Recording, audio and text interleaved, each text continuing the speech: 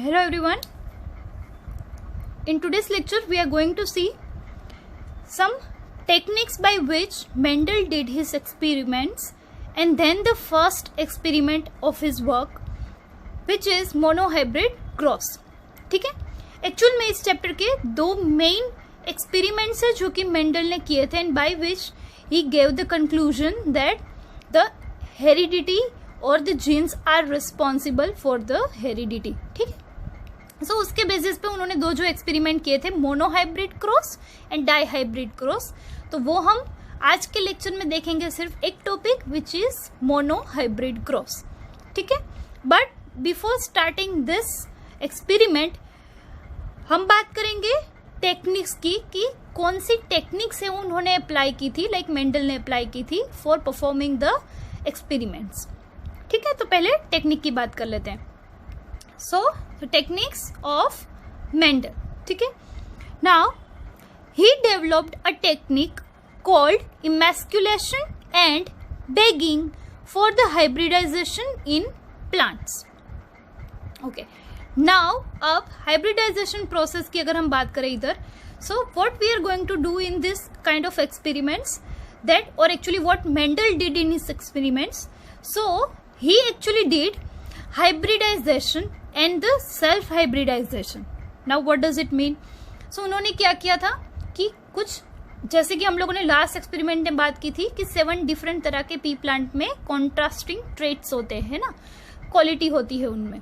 सो उस हर एक ट्रेट को ध्यान में रख के, हर एक कैरेक्टर को ध्यान में रखते हुए उन्होंने एक्सपेरिमेंट्स किए थे. और पहले किए थे सिंगली, जिसको बोलते हैं मोनोहाइब्रिड क्रॉस, यानी एक कैरेक्टर लेके एक्सपेरिमेंट किया था. फिर डबल कैरेक्टर साथ में लेके एक्सपेरिमेंट्स किए थे, जिसको बोलते हैं dihybrid cross. So in the monohybrid cross और whatever in dihybrid cross क्या किया था मेंडल ने सबसे पहले? सो उन्होंने क्या किया कि फ्लावर्स लिए. नाउ अब हाइब्रिडाइजेशन के लिए यू ऑल नो कि फ्लावर चाहिए, right? In the plant hybridization process के लिए, फर्टिलाइजेशन प्रोसेस के लिए प्लांट्स में फ्लावर होने चाहिए. ठीक है, अब फ्लावर में भी जैसे कि 2 टाइप के होते हैं, male part and female part. और in some kind of flowers both parts are in together in only one flower, while both the flowers are different in some plants, right? Like male flower different होता है, female flower different होता है, और in some case single flower में ही ये दोनों हैं वो प्रेजेंट होते हैं, है ना, mail part and female part. Okay, now techniques of Mendel में बात करते हैं कि उन्होंने कौन सी टेक्निक्स अप्लाई की थी. So here we discussed that emasculation and bagging. अब ये दोनों टेक्निक है क्या? So generally flowers of pea plant are bisexual. कैसे होते हैं पी प्लांट के फ्लावर्स है वो बाइसेक्सुअल होते हैं. सो अब इसमें बाइसेक्सुअल होने की वजह से सेल्फ पोलिनेशन होगा, यानी नेचुरली ही पोलिनेशन होता है. ठीक है, but here we are what going to discuss, तो यहाँ पे हम लोग डिस्कस कर रहे हैं कोई एक सिंगल कैरेक्टर और डिफरेंट कैरेक्टर्स. तो अलग अलग कैरेक्टर्स को मिला के हम देखना चाहते हैं कि नई जनरेशन है वो कैसी आएगी, है ना. जैसे कि फॉर एग्जांपल हम लोग इधर ले रहे एग्जांपल लेंगे आगे एक्सपेरिमेंट में, प्लांट की हाइट, यानी tall plant and short plant. So in this kind of experiment, tall plant and short plant, हम देखेंगे कि फर्स्ट जनरेशन है वो कैसी आई, यानी टॉल आई या तो शॉर्ट यानी ड्वार्फ आई. ठीक है, तो ये देखने के लिए 2 डिफरेंट कैरेक्टर है उनको मर्ज करना पड़ेगा. जैसे कि एक प्लांट हमें लेना पड़ेगा टॉल एंड एक प्लांट लेना पड़ेगा शॉर्ट. वाइल अब दिस पी प्लांट के केस में कैसा होता है कि सेल्फ पोलिनेशन है वो होता है, यानी एक ही प्लांट में फ्लावर से उसके बीच में पोलिनेशन होता है. तो ऑब्वियसली अभी सेम ही प्लांट है, यानी टॉल ही सपोज प्लांट है, देन बोथ फ्लावर में कैरेक्टर कैसे होंगे, टॉल प्लांट वाले ही होंगे. तो हमें अल्टीमेटली रिजल्ट भी टॉल ही मिलेगा, क्योंकि दोनों फ्लावर्स थे जिसके बीच में हाइब्रिडाइजेशन हुआ वो टॉल प्लांट ही थे, राइट? तो यहाँ पे हम लोग क्या करेंगे, 2 टेक्निक है उसके बारे में पढ़ रहे, emasculation and begging. So now first of all what is emasculation? So the removal of anther from a bisexual flower in immature stage is called emasculation. तो क्या करेंगे, वाइल जब ये फ्लावर है वो बड के फॉर्म में होगा यानी इमेच्योर होगा, उस टाइम पे उसको थोड़ा सा खोल के फोर्सेप्स से हम क्या करेंगे, एंथर है वो रिमूव कर दें. क्योंकि बाइसेक्सुअल फ्लावर है यानी एक ही फ्लावर में मेल पार्ट भी है एंड फीमेल पार्ट भी है. तो हम क्या करेंगे, एक फ्लावर में से मेल पार्ट है उसको रिमूव कर देंगे, यानी कि एंथर को रिमूव कर देंगे. तो अब क्या हो गया, ये फ्लावर है वो कैसा हो गया, फीमेल फ्लावर हो गया. तो उसको बोलते हैं इमेस्कुलेशन, यानी removal of male part in the flower. ऐसा हम क्यों कर रहे हैं? It is done to prevent self pollination, right? Self pollination ना हो इसके लिए हम ये मेल पार्ट है वो रिमूव करते हैं। नाउ अब रिमूव करने के बाद क्या करेंगे? So emasculated flowers are covered by bags, polythene bag से कवर कर देंगे। This is called bagging. तो पहले मेल पार्ट को रिमूव करना, it is called emasculation, and then after removal of male part to cover it with the bags, polythene bags, it is called bagging. Now it is only used to prevent desirable cross pollination. ये क्यों कर रहे हैं? तो हमें जैसे कि desirable characters चाहिए हैं दो डिफरेंट, उसी के बीच में हम पॉलिनेशन है वो करवाएंगे, तो ये उसके लिए है। और अनडिजायरेबल क्रॉस पॉलिनेशन ना हो उसके लिए हम ये चीजें कर रहे दोनों, emasculation as well as bagging. ये बैगिंग क्यों करते हैं? तो जैसे कि हमने मेल पार्ट रिमूव कर दिया तो फीमेल फ्लावर को ढक देंगे, बैग से कवर कर देंगे, ताकि कहीं से भी बाय मिस्टेक कोई इंसेक्ट है वो आके बैठे उस फ्लावर पे और उनके पैरों में कोई और प्लांट की पोलन ग्रेन से वो नहीं आ जाए। तो उसकी वजह से हम कवर करने के लिए, प्रोटेक्ट करने के लिए क्या कर देते हैं? बैगिंग कर देते हैं, ठीक है? जिस फ्लावर में से हमने एंथर रिमूव किया है उसको हम कवर कर देंगे। Then next what we will do, so जो भी प्लांट के हमें पोलन ग्रेन्स चाहिए, यानी दूसरा कैरेक्टर हमें जो चाहिए, उस प्लांट के फ्लावर में से हम पोलन ग्रेन्स लेके इस हमारे इमेस्कुलेटेड फ्लावर पे हम क्या कर देंगे? उसका स्प्रेड कर देंगे, ठीक है? So the mature pollen grains are collected from the male plant and spread over emasculated flower. तो क्या करेंगे? उसको इमेस्कुलेटेड फ्लावर पे स्प्रेड कर देंगे। Clear? Seeds are then formed in the female flower after pollination. So obviously seed से वो form होंगे किसमें? फीमेल फ्लावर में, क्योंकि फर्टिलाइजेशन हो गया तो अभी फीमेल फ्लावर में सीड का फॉर्मेशन होगा। And then what we will do, so the plants that are obtained from this seeds are called first filial generation. What we call first filial generation. इसका क्या मतलब है? यानी सीड, जो भी सबसे पहले सीड का फॉर्मेशन हुआ, ठीक है, तो उसमें से हम उसको ग्रो करवाएंगे, यानी पहला है वो जो भी प्लांट ग्रो होगा तो उसे हम बोलेंगे first filial generation. Filial means जिंदा, जिसे हम बोल सकते हैं सर्वाइव किया हुआ प्लांट, तो ऐसी first generation. Then the plants of F1 generation are self pollinated and F2 generation is produce. फिर इसके बाद है सेम, जो भी फर्स्ट जनरेशन में हमने प्लांट ग्रो करवाए उसी दो प्लांट में से क्रॉस पोलिनेशन करवा के और सेल्फ पोलिनेशन करवाएंगे। सेल्फ पोलिनेशन अपने आप होगा उन्हों में, और क्रॉस पोलिनेशन अगर हम करवाएंगे, अगर नहीं हो रहा है self pollination then, right? But होगा किसके बीच में? सो फर्स्ट जनरेशन के प्लांट के बीच में ही। And then comes second generation, यानी F2, second filial generation. So we will write F2 generation. Clear? This is how we are going to do this kind of experiment. तो Mendel ने इस हिसाब से एक्सपेरिमेंट किए थे 2 जनरेशन तक, यानी एक पेरेंटल प्लांट 2 अलग अलग कैरेक्टर के मिला के कैसी फर्स्ट जनरेशन आती है वो देखा उन्होंने। फिर फर्स्ट जनरेशन में सेल्फ पोलिनेशन करवा के सेकंड जनरेशन के बारे में देखा कि ये कैसी है वो आएगी। तो बाय दिस उन्होंने कैरेक्टर स्टडी किए कि कैसे इनहेरिट होते हैं आगे, और जेनेटिक फॉर्मूला, जेनेटिक मेकअप है उनका क्या होता है। क्लियर? नेक्स्ट अभी आप लोग इमेजेस में भी देखोगे कि कैसे ये इमेस्कुलेशन एंड बैगिंग टेक्निक है वो अप्लाई की जाती है। ओके, सो जैसे कि आप लोग इमेज में देख रहे हो कि सपोज ये एक फ्लावर है, ठीक है, जिसमें स्टेमेंस है वो प्रेजेंट है, और अब स्टेमेंस के साथ क्या होते हैं?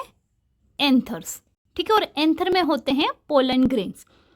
तो इमेस्कुलेशन टेक्निक में हम क्या करेंगे? एंथर और स्टेमेंस, इसको हम क्या कर देंगे? रिमूव कर देंगे, ठीक है। तो यानी अब जो फ्लावर बचा उसमें सिर्फ पार्ट रह गया पिस्टिल, जिसको बोलते हैं female part of the flower, और ये फ्लावर पूरा बन गया बाइसेक्सुअल में से फीमेल फ्लावर, ठीक है। तो इस हिसाब से पहले तो फ्लावर को प्रिपेयर करते। अब एंथर्स को रिमूव करने के बाद कौन सी टेक्निक, यानी इमेस्कुलेशन के बाद कौन सी टेक्निक है वो अप्लाई करेंगे? वो करेंगे हम बैगिंग, यानी अभी फ्लावर को क्या करेंगे? ढक देंगे। क्यों? क्योंकि कोई अनवांटेड पोलन ग्रेन से वो कहीं बाहर से उड़ के या तो फिर यानी with the help of air और किसी इंसेक्ट के पैरों के साथ चिपक के नहीं आ जाए इस फ्लावर में और अनवांटेड फर्टिलाइजेशन है वो नहीं हो जाए, तो उसको प्रोटेक्शन के लिए हम करेंगे बैगिंग टेक्निक है वो यूज़। तो वो कैसी होती है? सो इस हिसाब से हम उस फ्लावर को क्या कर देते हैं, ढक देते हैं, जिसको बोलते हैं bagging. So with the help of any kind of bag, right. तो ऐसे होती है bagging technique. Clear? Emasculation and bagging, ये दोनों टेक्निक जो कि मेंडल ने अप्लाई की थी उनके एक्सपेरिमेंट्स में, दोनों एक्सपेरिमेंट्स में, मोनोहाइब्रिड एंड डाइहाइब्रिड। क्यों? क्योंकि उनको कुछ डिजायर्ड कैरेक्टर्स थे, उनका ही स्टडी करना था, दूसरे कैरेक्टर्स है वो नहीं देख रहे थे। तो अभी वही कैरेक्टर रहे और नेक्स्ट जनरेशन है वो प्योर आए जो कि उनको चाहिए होती है वैसी, तो उसके लिए उनको क्या करना पड़ा, इस हिसाब से दोनों टेक्निक है वो यूज़ करनी पड़ी ताकि अनवांटेड फर्टिलाइजेशन प्रोसेस है वो नहीं हो जाए। क्लियर? तो इस हिसाब से आर्टिफिशियल हाइब्रिडाइजेशन है वो कैसे कैरीड आउट होता है। So to ensure this that seeds are formed from the desired set of pollen grains, and this is done by the emasculation and bagging, and the flow chart which shows the steps of the process।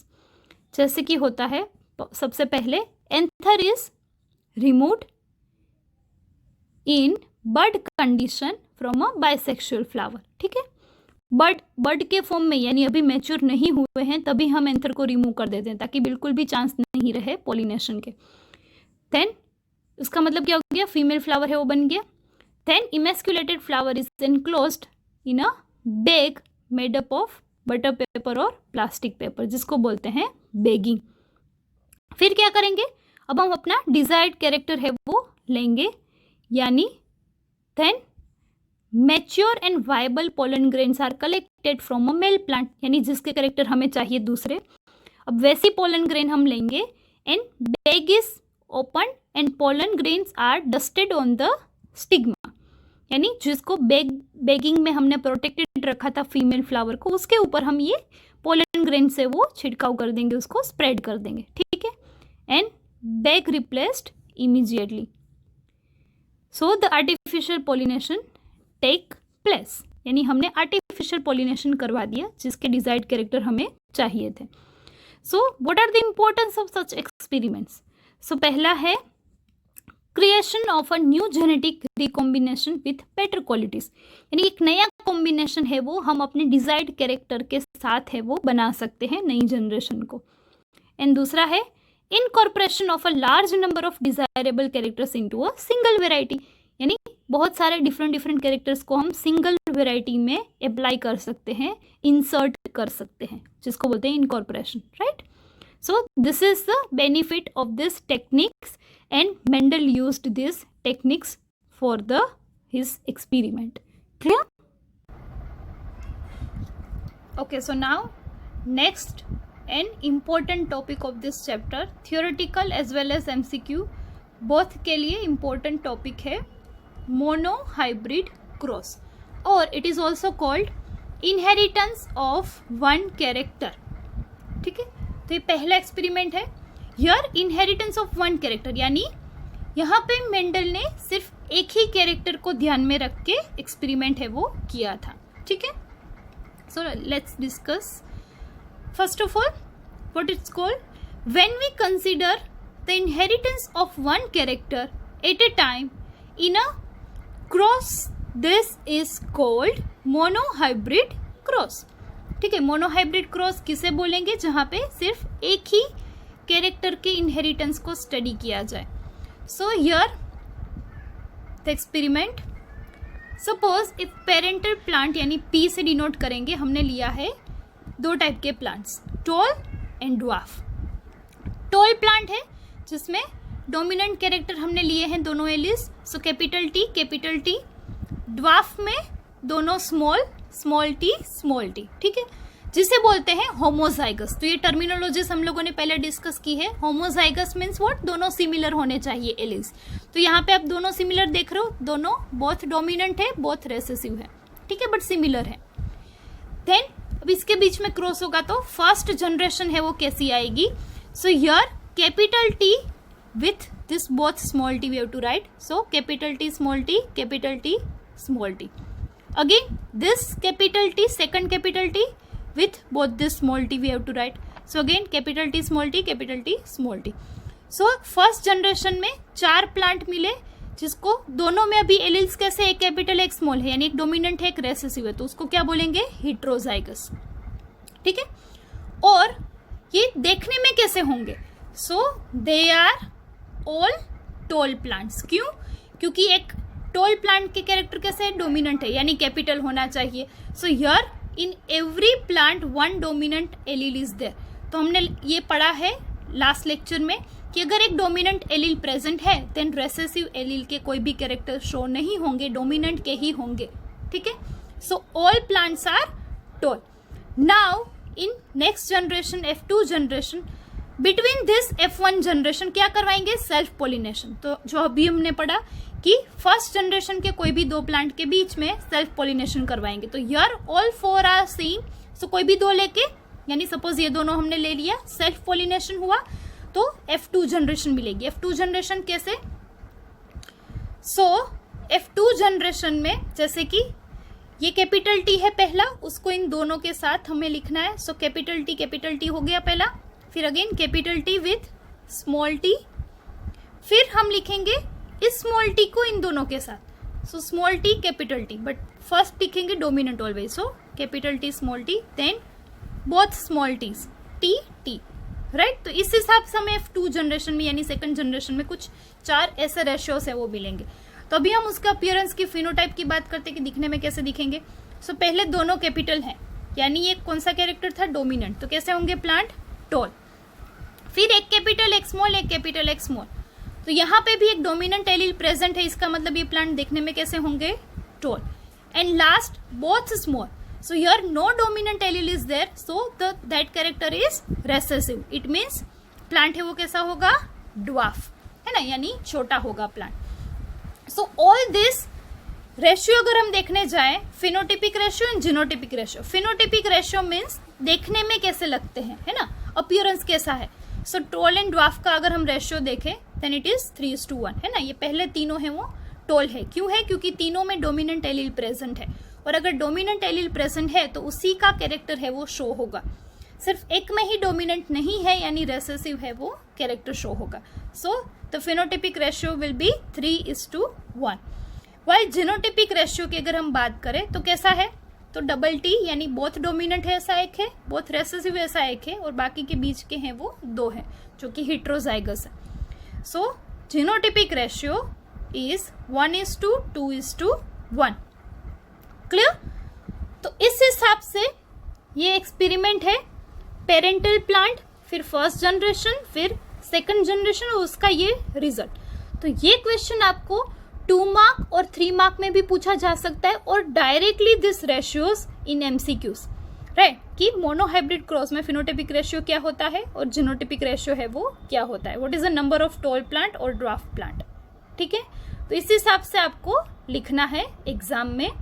तो ये है monohybrid cross, यानी single character. जैसे कि यहाँ पे हमने height वाला कैरेक्टर लिया है प्लांट का, तो ऐसे मेंडल ने सारे जो भी हमने 7 ट्रेट्स पढ़े थे, 7 कैरेक्टर्स, वो 7 कैरेक्टर पे उन्होंने पहले ये मोनोहाइब्रिड क्रॉस किए, यानी सिंगल कैरेक्टर को ही लेके ध्यान में लेके एक्सपेरिमेंट्स किए. देन नेक्स्ट उन्होंने जो डाइहाइब्रिड क्रॉस किए थे उसमें 2-2 कैरेक्टर्स है वो एक साथ लिए थे, बट ये हम नेक्स्ट लेक्चर में देखेंगे, आज नहीं बात करेंगे उसके रिलेटेड. आज अभी इसी के बारे में थोड़ा और बात करेंगे. बट हियर टिल हियर हमने बात की है पहले तो एक्सपेरिमेंट की कि मेंडल ने कैसी टेक्निक्स है वो अप्लाई की थी उनके एक्सपेरिमेंट्स में, राइट. टेक्निक के बारे में हमने बात की. Then we discussed monohybrid cross, तो कैसे ये क्रॉस है वो किया जाता है. अब ये क्वेश्चन है सपोज 3 मार्क्स में पूछा जाता है, लेंदी है थोड़ा, मार्क्स ज्यादा है, तो यही लिखना है आपको. बट इसको फिर then after writing this part उसको आपको लाइंस में यानी थियोरेटिकल लिखना है पार्ट, जैसे कि from the parental plant, one plant is tall, another plant is dwarf, and their allele are capital T and small t. Then by hybridization process, the first generation will have 4 type of different plants, and these are all tall plants because of the one dominant allele. So that is capital T and small t, है ना. So that are heterozygous. Then between this F1 generation, self-pollination occur, and after the self-pollination, the ratio will come is like this, both capital, both heterozygous, again both small, so homozygous. Clear? तो इस हिसाब से आपको ये experiment है वो याद रखना है थियोरेटिकल पर्पज से भी. क्लियर? ओके, सो ये मोनोहाइब्रिड क्रॉस जो हमने अभी देखा, उसी को एक दूसरी टेक्निक से भी लिखा जाता है और समझा जा सकता है, जिसको बोलते हैं चेकर बोर्ड मेथड, और it is also called पुन्नेट square, क्योंकि ये पुन्नेट नाम के साइंटिस्ट ने दी थी ये method, that is why it is also called पुन्नेट square. ठीक है, अब ये टेक्निक की क्या जरूरत है? सो इस बार हमने जैसे कि ये मोनोहाइब्रिड क्रॉस की टेक्निक देखी, तो ये तो एक ही कैरेक्टर को ध्यान में रख के हम लोग एक्सपेरिमेंट कर रहे हैं, so it is easy to write, right? But when we will do with the many characters, that experiments are not easy to write down. So that is why to give the proper result, the Punnett scientist हैं जो भी, उन्होंने ये technique है वो दी थी. So by this way we can easily write and easily calculate the first generation and second generation's ratios. Clear? So first time it was used by the Reginald C. Punnett. This is the scientist. In this method, the representation of generations to analyze in the form of symbols of squares, है ना. Square में इनको लिखा जाता है. अभी बात करेंगे कैसे लिखा जाता है जनरेशन को. One side male gametes while the other side female gametes lies. एक बाजू हमें लिखना है मेल गेमेट्स के जो भी फॉर्म्स हैं वो, दूसरी साइड हमें लिखना है फीमेल गेमेट्स के फॉर्म्स. Example monohybrid cross. तो देखते हैं ये टेक्निक मोनोहाइब्रिड क्रॉस में कैसे लिखी जाती है. सो वही जो हमने अभी एक्सपेरिमेंट डिस्कस किया उसी को हम चेकर बोर्ड मेथड से देखते हैं कि कैसे लिखा जाता है. तो जैसे कि हमने लिया था पहले पेरेंटल प्लांट में एक pure tall and pure dwarf, यानी both dominant and both recessive, ऐसे हमने दो प्लांट लिए थे. ठीक है, उसके बीच में पोलिनेशन करवा के हाइब्रिडाइजेशन प्रोसेस हो के फर्टिलाइजेशन के बाद फर्स्ट जनरेशन है वो कैसे मिलेगी. तो here this is the पुन्नेट square. तो एक बाजू हम क्या लिखेंगे, suppose this is the male plant and this is the female plant, तो एक साइड हम लिखेंगे मेल गेमेट्स. तो यहाँ पे हमने लिखा कैपिटल टी क्योंकि ये दोनों कैपिटल टी है. दूसरे हैं दोनों small T, so one side small T another side small T. ठीक है, अब बॉक्स में लिखेंगे एक ऊपर से और एक साइड में से. तो यहाँ से कैपिटल टी आया, यहाँ से स्मॉल टी आया. सेम यहाँ से कैपिटल टी, साइड में से स्मॉल टी. अगेन इधर ऊपर से कैपिटल टी, साइड में से small T. Here also capital T and small T. तो अल्टीमेटली कैसे फॉर्म मिले हमें फर्स्ट जनरेशन के, this all are same and all are tall plant. ठीक है, so this is called checker board method. Easy है, सिंपल है, सिर्फ एक साइड हमें वन पार्ट लिखना है, दूसरी साइड दूसरा पार्ट लिखना है क्रॉस का, आइदर मेल और फीमेल, इट डजंट मैटर. ठीक है, तो इस हिसाब से हमें पुन्नेट स्क्वायर मेथड है वो. डाइहाइब्रिड क्रॉस जब पढ़ेंगे तब उसी के हिसाब से हम F2 जनरेशन के बारे में यानी सेकंड जनरेशन के बारे में उसी के हिसाब से कैलकुलेशन करेंगे. सो आपको ये मेथड है वो याद रखनी है. ठीक है, now after this, after the monohybrid cross or monohybrid experiment, Mendel gave 3 conclusions. So by this experiment he gave 3 results actually. तो उन्होंने एक्सपेरिमेंट के बाद कुछ रिजल्ट्स दिए, उन्होंने कुछ नतीजे निकाले कि अगर ऐसे कुछ इनहेरिटेंस पैटर्न है then what can be the conclusion, right. तो वो 3 कंक्लूजन है मोनोहाइब्रिड क्रॉस के, वो डिस्कस करते हैं. Then after the lecture is over. Next lecture में हम बात करेंगे डाइहाइब्रिड क्रॉस की. ठीक है, सो आज हमने मेन टॉपिक मोनोहाइब्रिड ही देखा, पहले कैसी टेक्निक होती है, फिर कैसे उसको लिखा जाता है, अप्लाई किया जाता है, फिर उसकी दूसरी मेथड जो है checker board method. And now we are going to discuss the results. Okay, so here the first postulate of paired factors. ठीक है, पहला था पेयर्ड फैक्टर के बारे में conclusion. So according to Mendel each genetic character is controlled by a pair of unit factor. तो उन्होंने क्या देखा कि each character है वो pair of factors हैं. जैसे कि यहाँ पे हमने देखा ना, टॉल के लिए दोनों कैपिटल और S one capital T small T, उसमें भी प्लांट है वो कैसा होगा, टॉल होगा, क्योंकि one dominant allele one factor आया वहाँ पे, राइट. तो सेम, तो ये एक चीज उन्होंने देखी क्या कि कोई भी जेनेटिक कैरेक्टर है वो ऑलवेज कंट्रोल होता है किससे? By the pair of unit factor, not single but pair of unit factor. ठीक है, तो ये फर्स्ट कंक्लूजन था और we can say the first result. Second conclusion, postulate of dominance और it is also called law of dominance. ठीक है, तो ये लॉ ऑफ डोमिनेंस क्या है?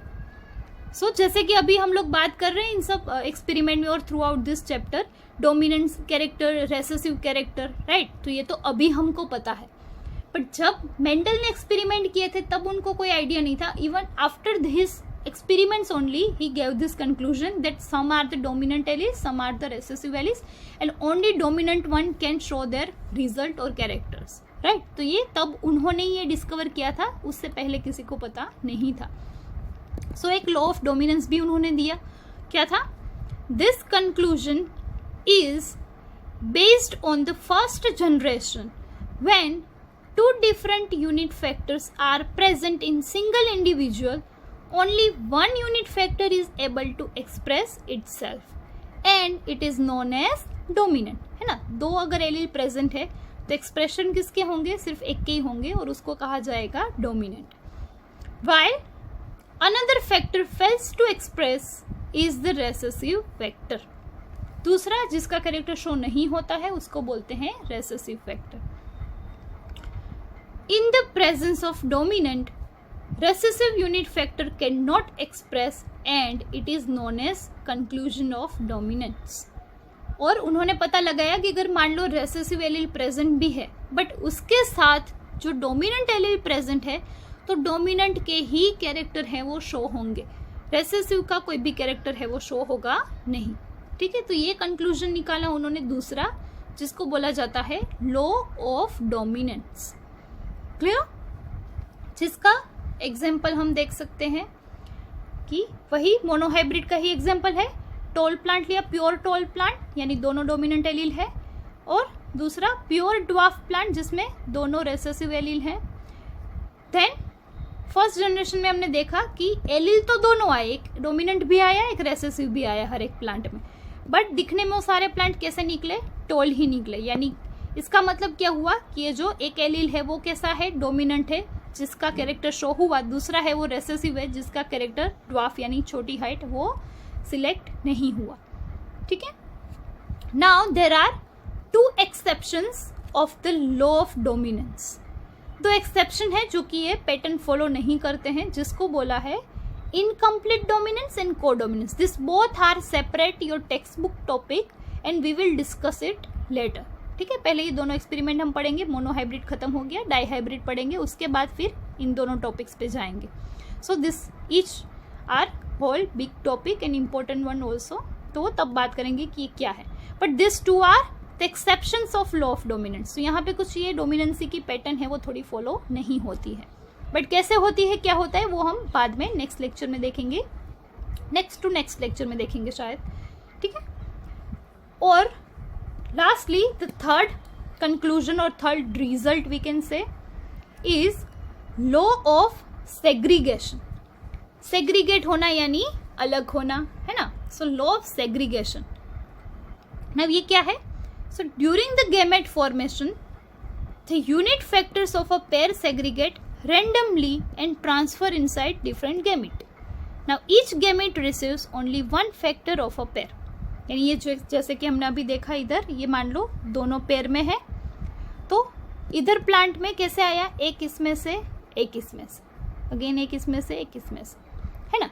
तो इन दोनों को, इसका मतलब क्या हुआ कि जो पेयर में थे उनको पहले क्या होना पड़ेगा? अलग होना पड़ेगा। फिर उनमें से नेक्स्ट जनरेशन में फादर में से एक ही जाएगा, मदर में से भी एक ही जाएगा, तो उस हिसाब से अगेन दो एलील है वो बन जाएंगे नेक्स्ट जनरेशन, राइट? तो ये रेशियो है वो मेंटेन रहेगा एलील का, तो उसको बोलते हैं लॉ ऑफ सेग्रीगेशन, सेग्रीगेट होना। So they segregate randomly and transfer inside different gamete and each gamete receives only one factor of a pair, है ना? एक ही सेक्रेट होगा। सो देखते हैं विथ एग्जांपल, आपको ज्यादा क्लियर होगा। Now the gametes are pure for a particular trait and it is known as conclusion of purity of gametes or segregation। सो जैसे कि ये हम लेते हैं एग्जाम्पल, तो मान लो ये दोनों पेयर में हैं, ठीक है, एलील से हो, अब उसका गैमेट फॉर्मेशन होगा और सेग्रीगेशन होगा, तो एक इधर अलग हो गया, एक स्मॉल टी अलग हो गया, जिसको बोलते हैं गैमेटोजेनेसिस यानी gamete formation. Now why this is essential, इसका फायदा क्या है? So the segregation is essential during the meiotic division in all sexually reproducing organism. तो जैसे कि आप लोगों ने स्टैंडर्ड 11 में चैप्टर नंबर 10 सेल साइकिल देखा है, माइटोसिस एंड मियोसिस, राइट? तो मियोसिस है वो किस में होता है? ओनली गैमेट्स में, male gamete and female gamete में ही ये मियोसिस की प्रोसेस होती है ना? क्यों? क्योंकि आइदर एक्स क्रोमोसोम और वाई क्रोमोसोम है वो नेक्स्ट जनरेशन में आएंगे और उसके बेसिस पे जेंडर है वो डिसाइड होगा कि whether the new born child is girl और अ बॉय। तो उसका भी एक एग्जाम्पल देखते हैं ताकि आपको क्लियर हो जाए कि कैसे होता है। तो मान लो ये फादर है यानी मेल है जिसमें क्रोमोसोम होते हैं एक्स वाई, फीमेल है यानी मदर है जिसमें क्रोमोसोम होते हैं एक्स एक्स, ठीक है। अब उसका गेमेटोजेनेसिस होके गेमेट फॉर्मेशन हो गया, यानी लॉ ऑफ सेग्रीगेशन इधर अप्लाई हुआ मियोसिस में। तो ये एक्स अलग लिखा, वाई अलग लिखा हमने, एक्स अलग वाई अलग, ठीक है। अब जनरेशन नेक्स्ट जनरेशन होने के कितने चांसेस है, यानी कितने परसेंट चांसेस है मेल चाइल्ड के और कितने परसेंट चांसेस है फीमेल चाइल्ड के, ठीक है। तो इधर हम लिखते हैं, पहले इस एक्स को इसके साथ लिखेंगे। So first can be this, now again this x with this x, so again x x, right? Now this y with this x and again this y with this x. Clear? So this both case the child will be girl and in both case child will be a boy. So it is a 50-50% chances of having a girl child or a boy child. Clear? तो इधर क्या apply हुआ? Law of segregation. पहले तो mail में से ये chromosome अलग हुए, फीमेल में से भी ये अलग हुए, देन मेल में से कोई एक गया नेक्स्ट जनरेशन में यानी फर्टिलाइज होने के लिए एक में, और फीमेल में से एक, फीमेल में तो दोनों एक्स ही होते हैं तो एक्स ही आएगा, और इस हिसाब से नेक्स्ट जनरेशन में गर्ल और बॉय चाइल्ड होना डिसाइड होता है। Clear? So this is all about the today's lecture. Here today we discussed only one topic which is most important of this chapter, which is first experiment of Mendel is monohybrid cross और inheritance of single character. ठीक है, next lecture में हम देखेंगे die hybrid cross, यानी दो character को एक साथ लेके कैसे उन्होंने एक्सपेरिमेंट किया. So here this is all.